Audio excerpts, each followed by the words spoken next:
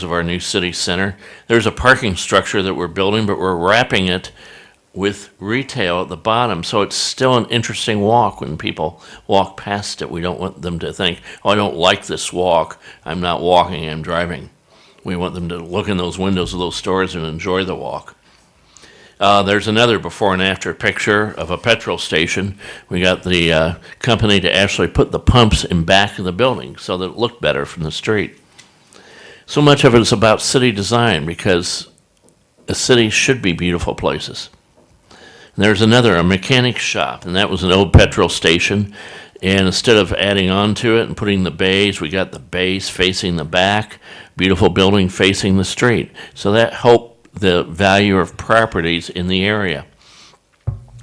And I had this picture as I wanted to show not just the street trees, but the cycle path along the side, raised up from the pavement for the cars.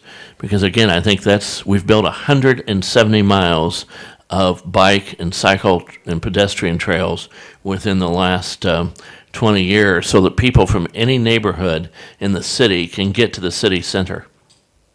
Now again, street trees are important, and those are trees that were planted not that many years ago, but about to totally cover the street. This is something we do too. The two streets you see there are the same street. One is looking from our common street with Indianapolis, the big city to our south, into Indianapolis. You can see all the sign pollution, what I call sign pollution. To the north, you see Carmel. It's the same street. Okay, I know one day it was sunny, one day it wasn't, but it's the same street.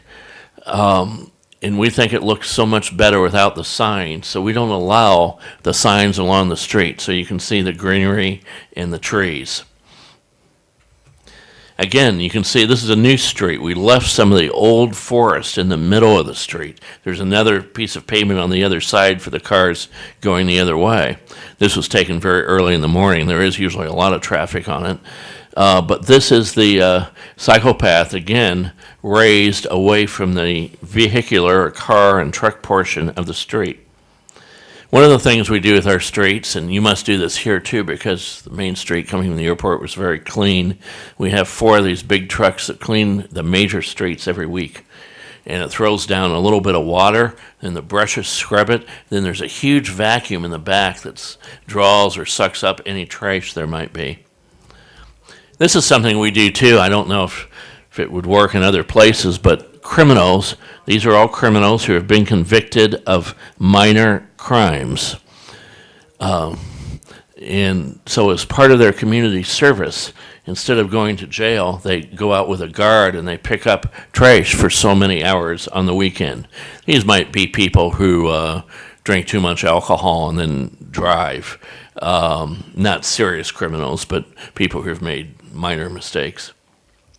One of the things that we've learned about streets is that so many times the standard engineering answer to a traffic jam, let's widen the street. And sometimes that means cutting down trees, that means getting rid of the side paths or the sidewalks or what the British call pavement on the side.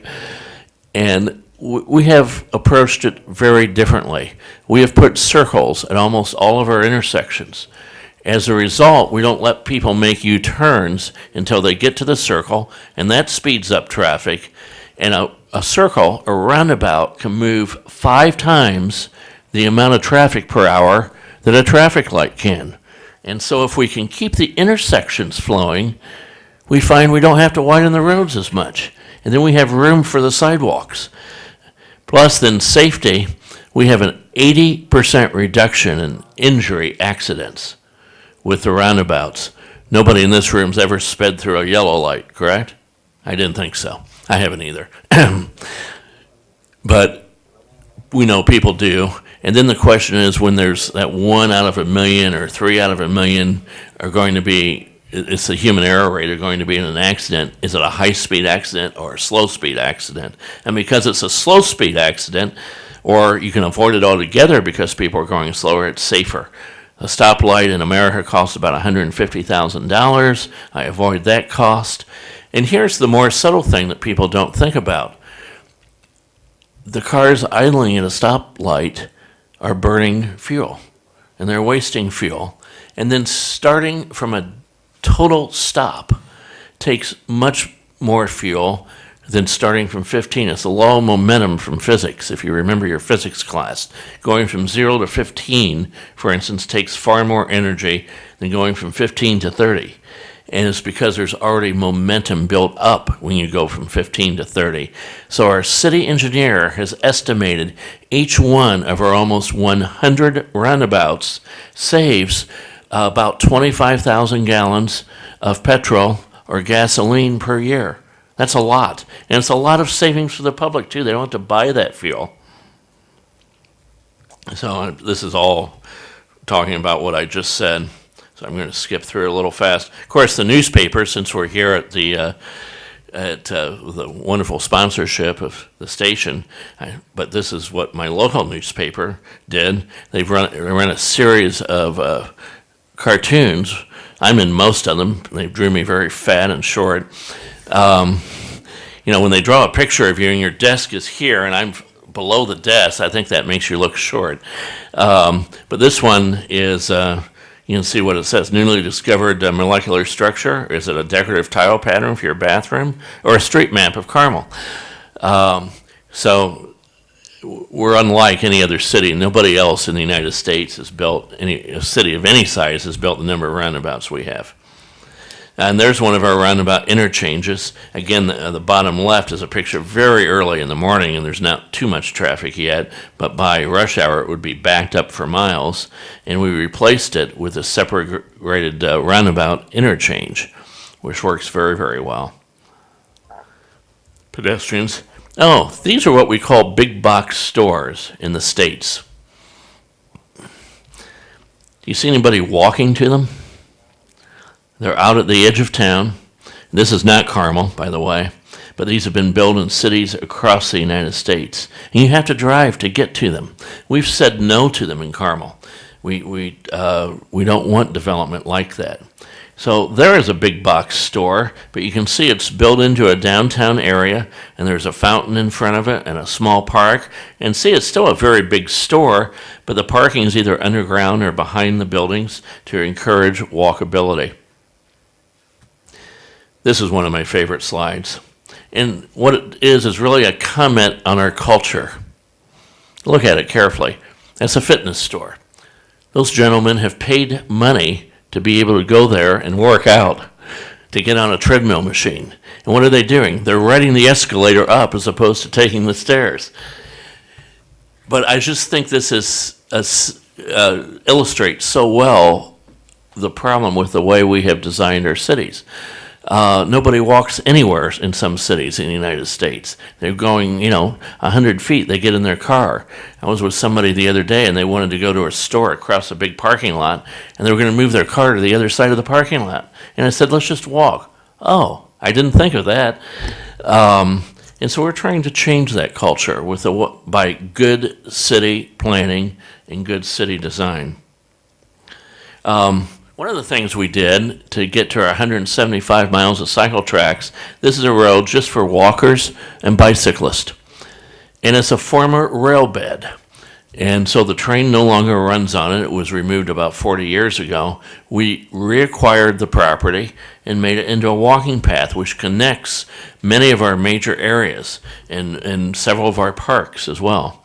We'll have up to 14,000 people. We have electronic counters on it, so we know how many people use it every day, and it's up to 14,000 people will use that cycle path. We also have a bike share in Carmel where the city has purchased bicycles and placed them around the city in different places, and people for the first half hour it's free can get a bicycle using their credit card and an app. If they keep it more than half an hour, they pay a little bit, or if they're smart, they plug it back in, then take it out again, then they get another half hour free. But they can ride bikes from place to place all over the city. We have the trikes for the elderly that may not be able to balance anymore, or for autistic children that may not be able to balance. There's all of our bike paths imposed on our city map. We have a lot of festivals in the city, too. This is an evening concert. You see thousands of people there. It's good because it brings the community together, and it's so important to create participation and pride in the community to be able to make progress in a city. This is not Carmel, but I found this on the picture on the internet. And again, this is symptomatic of engineers who don't value walkability.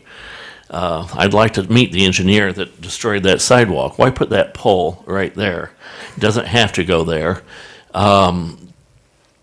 We need to focus on making sure our sidewalks are free of obstructions. This is also not Carmel, but you see how the houses are all, what's the focus of the house? The garage. And do you see any stores any of those people can walk to? In fact, I'd hate to have a beer and then try to find my house. I might get the wrong one. They all look alike. There's no interest in them. And this is the way we're trying not to build our city. We're trying to build it so it's much more interesting and not focused on the garages.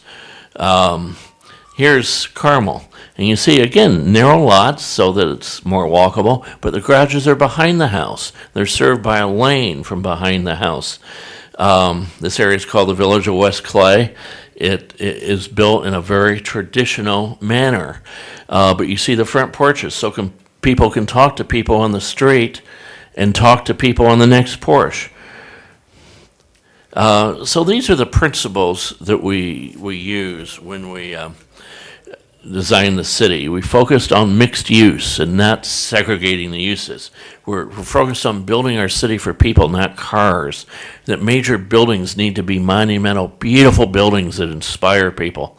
And our buildings need to use local materials and be built in conjunction just to cut down on carbon coming from, hauling stone from far away is inexpensive and heavy carbon use there as well. There's also a lot of research that's been done about sprawl, about the mental health impacts and the physical health impacts. We're seeing the same thing if you go above about 8 stories. There's some interesting work being done by a doctor at the University of California at Los Angeles on that topic, Richard Jackson, if somebody's interested in it. As we build our small parks, we build them with buildings surrounding them so that people feel secure in those spaces, much as plazas and small parks have been built for centuries. Aesthetics, that word just means that it looks nice, that buildings are beautiful, that the streets are clean, that there are flowers growing. We try to pay a lot of attention to aesthetics. We try to get the density right again, 3 to 8 stories, so it's a community that the people on the top floor still could have interaction with what's going on in the street, not too sprawled out, not too tall. And we're trying to learn from thousands of years of good city design. I want to talk just briefly before I finish, too, about 2 things. I've been asked at every meeting about our solid waste, and so I'd just like to talk about it briefly, how we do it. We have privatized it, but here's how it worked. Our staff prepared a list of what they wanted. They said, we want a recycle cart on wheels and a trash cart on wheels delivered to every house in the city, paid for by the trash company. We want the city divided into 5 parts, and we want the trash picked up every week on Monday through Friday in one of those parts. So Monday, part 1 is picked up, Tuesday, part 2, Wednesday, part 3, and so on until you get through the entire city. And the trash is then taken to a landfill, and the recyclables are